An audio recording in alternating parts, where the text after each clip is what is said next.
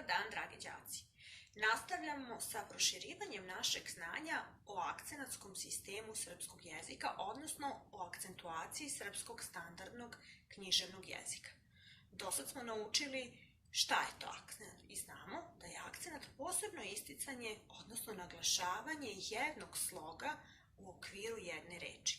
Dakle, znamo da postoje akcentovane reči u srpskom jeziku, a to su reči koje u datom trenutku na sebe primaju, odnosno prihvataju akcenat. Međutim, postoje reči koje nemaju svoj akcenat, dakle nemaju akcenat koji njima pripada i takve reči u srpskom jeziku su proklitike i enklitike.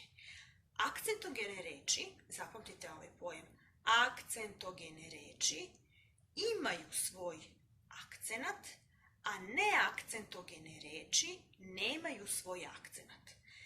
Neakcentogene reči su proklitike i enklitike i imat ćemo se zato posebno pozabaviti zato što ih ima dosta. I u različitim komunikativnim situacijama zaista ćemo ih pronaći jer dosta je veznika, dosta je rečci, dakle odrečna rečca ne, upitna rečca li, dalje povratna rečca se. Enklitičkih oblika je takođe dosta. Imamo enklitičke oblike ličnih zamenica, pomoćnih glagola. Svi oni se mogu naći u datim, dakle svi ti oblici se mogu naći u datim govornim situacijama i moramo znati da su to neakcentogene reči, da one nemaju svoj akcenat. Jedino se može desiti za određene proklitike. Recimo, ako imamo odrečnu rečcu ne, koja stoji ispred nekog glagola, može nekada preći sa akcentogene reči, dakle sa tog glagola na rečcu ne. Recimo, može doći do prelaska akcentogene reči u predloško-padežnim konstrukcijama. Znamo da predloško-padežnu konstrukciju sačinjava predlog plus neka imenska reč u datom obliku, odnosno u datom padežu. Pa recimo ako postavimo pitanje gde se nalaziš i dobijemo odgovor kod kuće. Dakle, u predloško-padežnoj konstrukciji kod je predlog i on nema svoj akcenat. To je proklitika, ali nekada se može desiti da sa imenice kuće pređe akcenat na proklitiku kod i onda ćemo čuti kod kuće. Recimo, idem u grad, čućete u nekim krajevima zaista da tako dolazi do prelaza akcenta sa naglašene reči na nenaglašenu reč koja je proklitika. Zapisat ćemo sada naslov proklitike i enklitike. Dakle, pišemo proklitike i enklitike. To su neakcentogene reči u srpskom jeziku. Pišemo proklitike i enklitike su neakcentogene reči u srpskom jeziku koje nemaju svoj akcenat. Već smo objasnili da kod nekih proklitika može doći do prelaska akcenta sa akcentogene reči iza baš na tu našu proklitiku. Recimo odrečnu rečcu ne, kao u primjeru negacije određenih glagola. Recimo ne mogu. Nećemo reći ne mogu, već ne mogu. Recimo nećemo reći ne volim to, već ne volim to. Dalje, da vidimo. Dakle, šta su to proklitike i enklitike? Koje su sve to neakcentogene reči koje nemaju svoj akcenat? Imamo predloge. Izdvajamo, dakle, predloge kao neakcentogene reči. Predloga je mnogo. Dakle, imamo predlog, recimo, sa mnom, sa tobom, sa nekim, sa babom i tako dalje. Recimo u kući, u predlog. Recimo na drvetu, pišemo na drvetu. Šta je ovde neakcentogena reč? Dakle, proklitika na. I tako dalje, još je mnogo takvih primjera. Rečce, tu su rečce koje su takođe neakcentogene reči. Rečca se, rečca ne, rečca li. Idemo dalje. Isto smo objasnili reč sa ne kada je ispred reči kao u slučaju predloško-padežnih konstrukcija, recimo kao recimo u kući ili kod kuće kada pređe. Rekli smo ne volim da tada prelazi, ali to je u slučaju negacije određenih glagola. Dalje, veznici. Veznika je zaista dosta u srpskom jeziku i zavisnih veznika i nezavisnih veznika, jel tako? Nezavisni veznici koji su sastavni, rastavni ili suprotni, i, pa, te, ni, niti, dakle sastavni veznici, suprotni a, ali, no, nego, već, dalje koji imamo rastavni veznik ili. Ali tu su i zavisni veznici. Zavisne veznike odlično znaju osmaci, a po novom programu znaće i sedmaci veoma dobro, jer njima počinju zavisne predikatske rečenice. Idemo dalje. Enklitički oblici, kao enklitike, isto neakcentogene reči. Njih je zaista mnogo u srpskom jeziku. Pre svega, pogledajmo samo pomoćne glagole koji imaju svoje enklitičke oblike. Dakle, recimo kada uzmemo prezent pomoćnog glagola jesam ili prezent pomoćnog glagola hteti, pa idemo ja jesam ili sam, ti jesi ili si, on jeste ili je, mi jesmo ili smo, jeste ili ste, jesu ili su, hoću ili ću, hoćeš ili ćeš, hoće ili će, hoćemo ili ćemo, hoćete, ćete, hoće, će. Recimo sam, si, je, smo, ste, su. To su enklitički oblici, jel tako? I isto nemaju svoj akcenat. Ćeš, će, ćemo, ćete, će, jel tako? Ću, ćeš, će, ćemo, ćete, će. Kao neku pesmicu možemo da naučimo. To su sve enklitički oblici, enklitike koje nemaju svoj akcenat. Recimo, enklitike ličnih zamenica. Mene ili me. Koga nema, nema mene, odnosno me. Evo ovde naše enklitike. Prilazi meni ili mi. Tebe ili te, tebi ili ti, njega ili ga, njih ili ih, njemu ili mu i njima ili im. Tako da vidimo da je dosta enklitičkih oblika kako ličnih zamenica,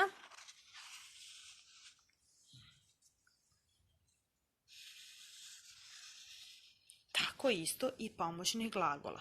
Ne možemo sve da ispišemo koliko ih ima, ali ovde samo govorimo uopšteno o njima, a kroz primere ćemo tek da razradimo i da vidimo u stvari koliko se u određenim komunikativnim situacijama, odnosno u određenim rečeničnim konstrukcijama nalaze zapravo proklitike i enklitike kao neakcentogene reči.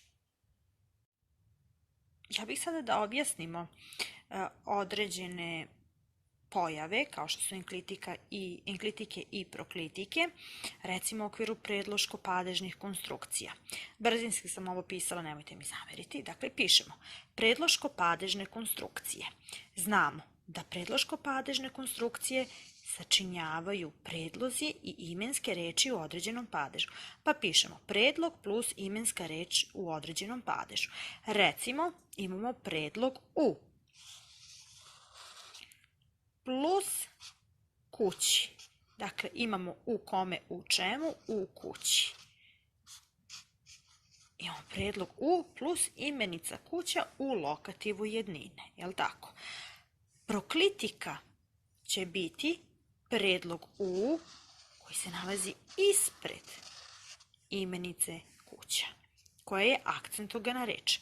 Dakle, ako ja kažem zaokružite sve neakcentogene reči, vi ćete zaokružiti proklitiku u koja je neakcentogena reč. Dakle, ovo je neakcentogena reč. A ovo je svakako akcentogena reč.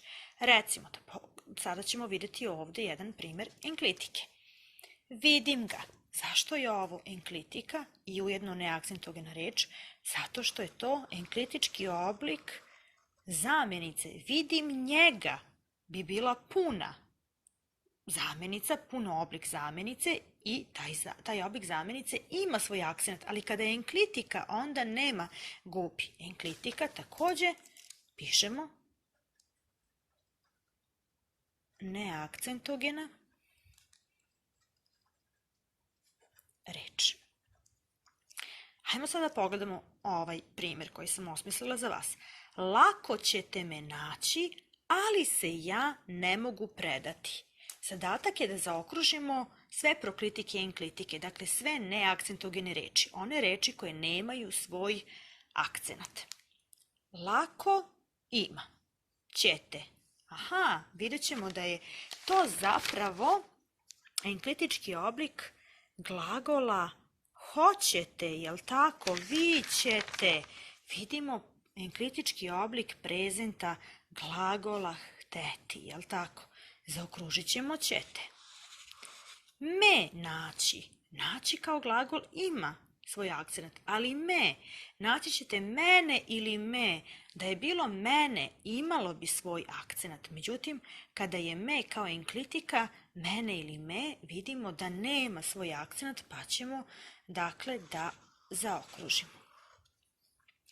Ali se ja ne mogu predati. Aha, rekli smo da i predlozi, da veznici spadaju u, dakle, neakcentogene reči. Pa ćemo onda predlog ali, koji je suprotni veznik, zaokružiti. Se ja ne mogu predati. Rečica se, evo je.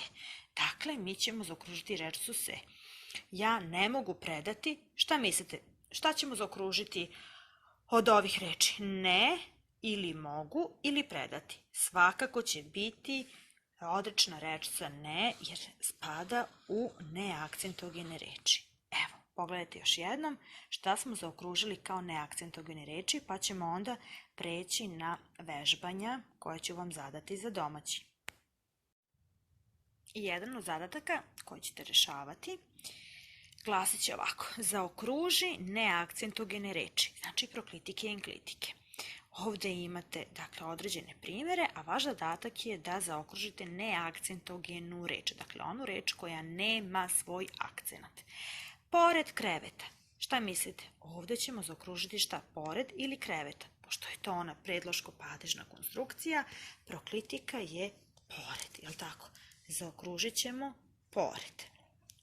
Ovako, sljedeći moj primjer, ćete uraditi i ostale zadatke.